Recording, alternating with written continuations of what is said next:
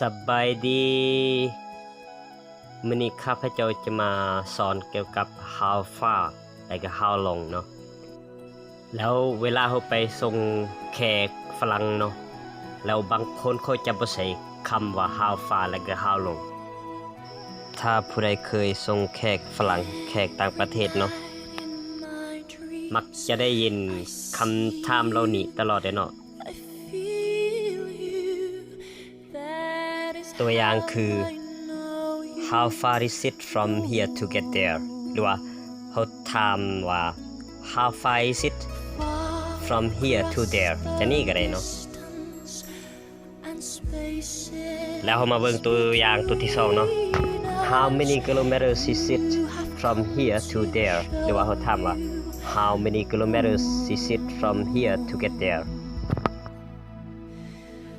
แล้วตัวอย่างตัวที่3เนี่ยเนาะHow many miles is it from here to there หรือว่า How many miles is it from here to get there แล้วตัวสุดท้ายเนาะ How many meters is it from here to there หรือว่าจะถามได้ว่า How many meters is it from here to get there แล้วเวลาตอบเนาะก็ต้องตอบตามคำถามเนาะคือถ้าเขาถามถึงกิโลเมตรเขาต้องตอบเป็นกิโลเมตรถ้าเขาตอบเป็นไมล์เขาต้องตอบเป็นไมล์ถ้าเขาถามถึงเป็นเมตรเขาต้องตอบเป็นเมตรเนาะ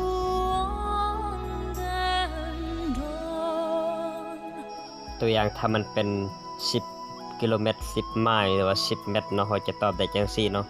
It's 10 kilometers It's 10 miles It's 10 meters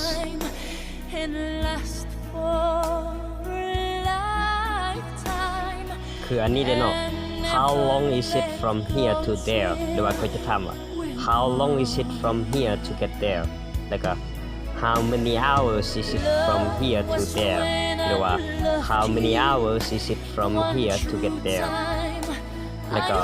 How many minutes is it from here to there หรือว่า How many minutes is it from here to get there เนาะ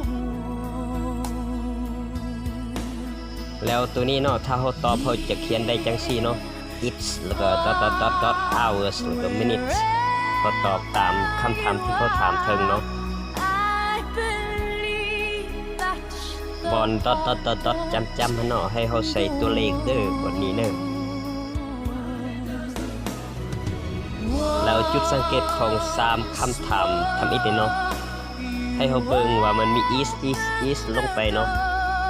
ซึ่ง is นี่แยกมานำมาจาก verb to be เนาะเวลาเขาตอบเขาจะได้ตอบว่า it is หรือว่า it is หรือว่าit's แล้วก็ตามด้วยตัวเลขเนาะมันจะเป็นลักษณะจะดีเลยเนาะแล้วเขามาเบิ่ง2คำถามตัวสุดท้ายเนาะ How long does it take from here to there หรือว่า How long does it take from here to get there เนาะ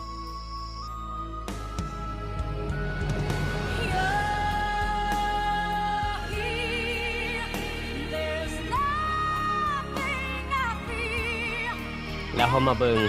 คำถามตัวสุดท้ายเนาะ How many days does it take from here to there หรือว่าเขาจะถามว่า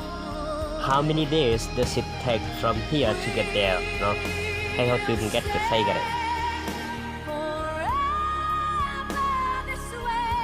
แล้วจุดสังเกตของ2คำถามเนี่ยเนาะก็คือ